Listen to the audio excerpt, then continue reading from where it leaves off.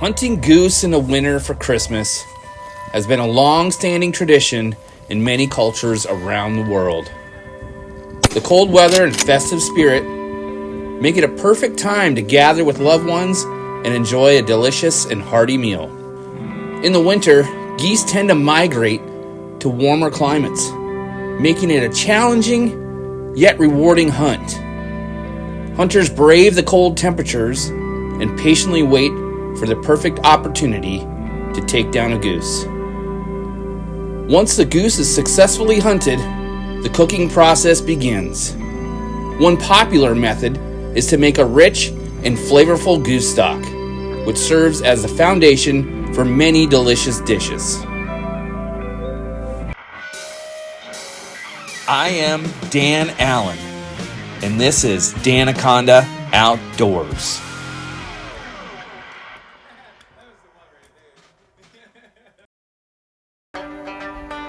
Alrighty, welcome back to the channel. This is Dan from Danaconda Outdoors, where we're going to celebrate the joys of hunting.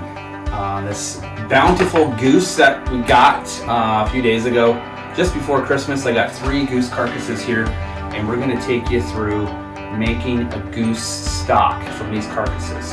Okay, it's going to have a beautiful smoky flavor because I originally smoked these geese out on my smoker, so it's just going to be a really rich, complex, and flavorful stock that you can add to sauces. You can add to make soups. Whatever your heart desires, this is going to bring that umami richness to your dish that you're looking for. All right, let's get into this. All right, so what we have here is some goose carcass. Okay, we didn't do a good job of picking these clean, which is all right because I want to render out some of this fat throughout this process, but we're going to be making a stock out of this. These are actually still frozen, and I just want to break them down a little bit here to get some of this so it's pliable and I can roast it. These have already been smoked on my smoker for about 2 hours each. We had a delicious Christmas meal, and now we're gonna take this and make a delicious and beautiful stock out of it. And I just want to get some of these bits off of here for the moment. This still has a lot of really good fat in it, so we're gonna render that out. We're gonna save the fat, and then we're gonna cook these bones down and make a stock out of it. So what I'm gonna do is just kind of clean this up a bit, and then we're gonna go ahead and roast these bones in a pan at 400 degrees for about 45 minutes to an hour. Just kind of let them brown up a little bit more, and we'll go from there. So we're gonna get all of this back fat off of here. We're actually gonna roast this back fat as well. That way it's gonna just kind of render a little bit more of this fat out that we can save for later use if we wanna do a confit, anything with a confit style dish, which is basically just goose or duck fat, kind of cooking it in its own fat. Very rich, very delicious. Now that we got these carcasses picked clean, we're gonna go ahead and throw them in the oven. 400 degree oven for about 45 minutes. We'll let these carcasses kind of brown up on the bones. And then I'm actually gonna leave our picked meat that we have in here and let that keep going. We're gonna render out of the fat from the skin and try to save that for later use. It's really valuable fat that you can use in a lot of different dishes. All right, let's get these in the oven.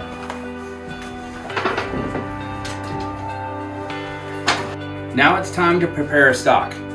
It's gonna need just a few ingredients to help get it going, kind of get these flavors working together. So I'm gonna be using a bag of carrots and 2 stalks of celery, and I have 4 small yellow onions. You can adjust your onions as needed. This is called the mirepoix. It's pretty classic in making most stocks, and it helps really add a lot of flavor and sweetness to the dish. We're going to use a little bit of salt and pepper here, and then we're going to use some bay leaf, and I just have some dried thyme today, and we're going to add this to this as well. It's going to give it a nice savory component to it. Okay, we'll do a rough chop in all of these, and then we're going to get them on the saute to let them kind of caramelize just a little bit while our goose is in the oven. We're going to give these carrots and everything just a really rough chop. We don't even have to, this thing's gonna be strained out at the end of the process. Okay, so just give these a rough chop. I'd say about 1 or 2 inches long. Whatever you think is fit. You can go smaller if you'd like, but it's not really necessary.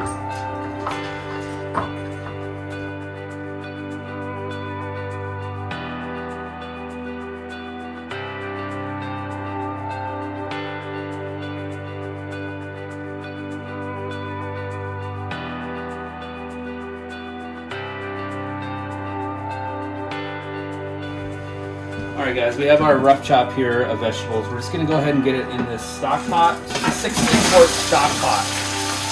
And we're just going to let that flavors kind of cook, kind of simmer on like a medium to medium-low heat and let it kind of caramelize up a little bit. You don't want to burn the vegetables. We'll just give these guys a little stir here. And let these guys just simmer and hang out while that goose carcass is roasting in the oven.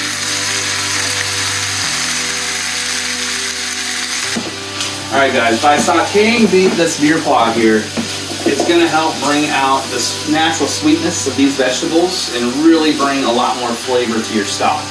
You definitely don't want to skip this step. 15 minutes later.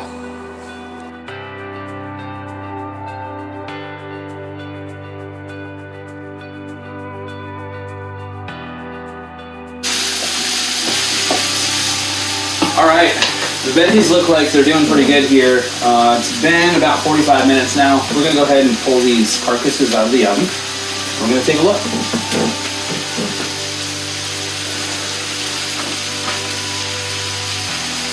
So that's what we're looking for, that nice dark and rich color.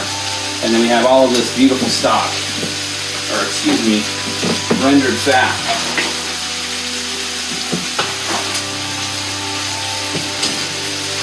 As you can see, these bones got a nice roasted kind of color to them.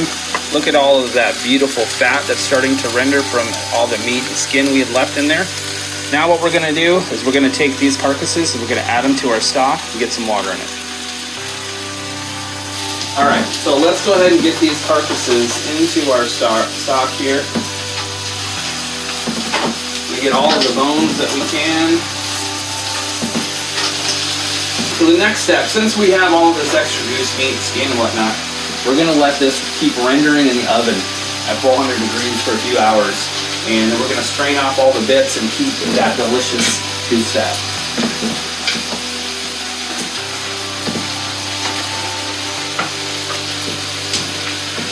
Another thing you can do with your little roasting pan is we want to deglaze this. I'm going to use a little bit of champagne in this. Just a little bit of liquid, could be water, whatever. And we want to scrape up all those bits. And we're going to add this to our stock. These are the tasty, delicious bits that help transform your stock with a beautiful umami flavor.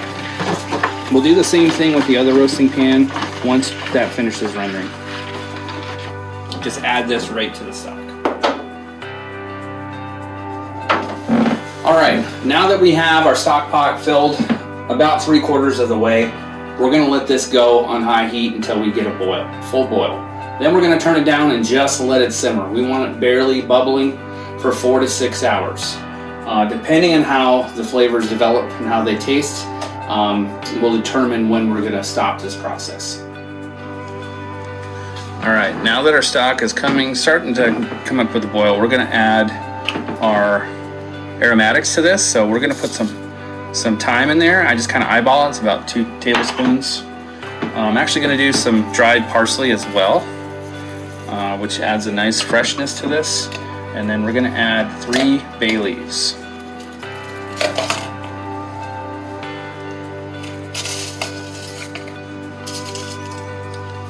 Just kind of break these up a little bit. And again, this is just going to add some nice aromatic spices to this dish. Alright, now that we have our herbs in there, we're just going to give this a little bit of a stir, kind of let those mix in a little bit. And you can already start to smell those aromatics. Man, the whole house is just filled with a beautiful, beautiful smell. Your family will love it when you're making stock, whether it's chicken, turkey, goose, duck, whatever it is. It smells great. All right, now we got a good boil. We're gonna take this off the heat and just let it simmer.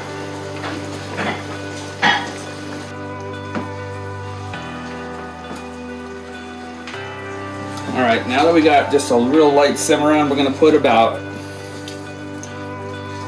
teaspoon of salt in, and then a tablespoon of pepper. And I go real light on the salt because you can always add salt later. I like it just to give it just a little bit, help bring out those sweetnesses.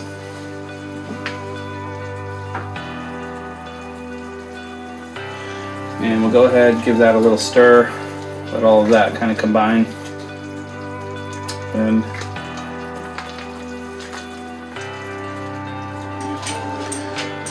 now we got a nice little simmer going, and that's what you want to do.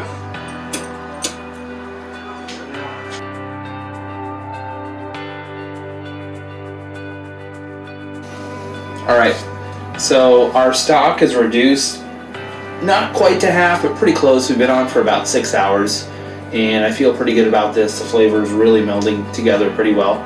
So we're gonna go ahead and pull out parts of the bigger parts of the carcass, and then we're gonna strain this off. And it's gonna go through a couple of different straining things through the process, and just kind of fine this out to just the stock itself.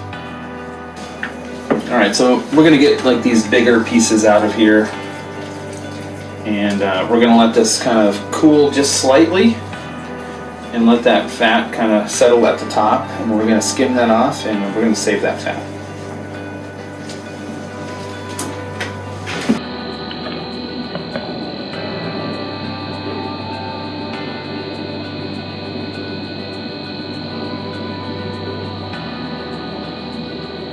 So now we're going to strain this out. I have this pot here with just a light colander in it, and then we're going to refine it from there, and then we can skim off the fat after it cools down.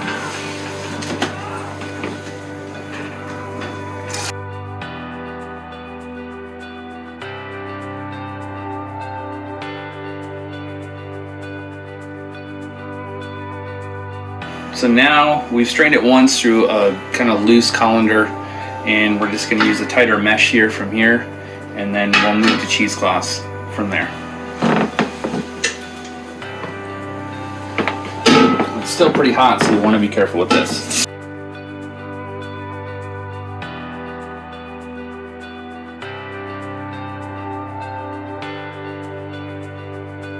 This is going to grab all those herbs, any dainty bits that are there. I had to use a second pan here, so we'll strain this one through. Stir it up. As you carefully pour the stock into jars, its aroma fills the room, promising warmth, comfort in the days to come. You envision hearty soups and savory sauces, each dish elevated by the deep, earthy flavors of this goose stock. And so, as I close this chapter on this hunting expedition, you carry forward not only a delicious stock, but also a profound appreciation for the journey that led you here. With each sip, each taste, you are reminded of the timeless bond between hunter and prey, and the power of the culinary arts to bring us closer to the wild. That is it on this episode on how to make goose stock. Thanks for tuning in. Thanks for watching. Don't forget to hit that like and subscribe button. And I hope you try this recipe the next time you're out turkey hunting or goose hunting, because it works across the board, and trust me, it is delicious. All right, over and out. Thanks again, guys.